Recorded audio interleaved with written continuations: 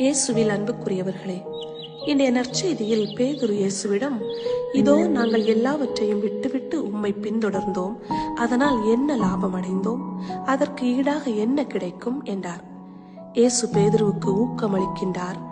நீங்கள் உண்மையிலேயே எல்லாவற்றையும் விட்டுவிட்டீர்கள் என்றால் 100 மடங்கு அதிகமாக பெறுவீர்கள், மேலும் உங்களுடைய தியாகங்கள் மதிப்பு மிக்கவை என்று உறுதியளிக்கின்றார். ஆம் அன்பார்ந்தவர்களே, உண்மையில் கிறிஸ்துவை பின்பற்றுவதால் கிடைக்கும் மகிழ்ச்சியும் நிறைவும் நாம் நினைப்பதை விட மிகவும் உயர்வானது, நிறைவானது. இன்று ஒரு கணம் சிந்தித்து பார்ப்போம். கிறிஸ்துவை முழுமையாக பின்பற்றுவதிலிருந்து நம்மை இன்னும் தடுத்து நிறுத்தும் விஷயங்கள் ஏதேனும் உள்ளதா?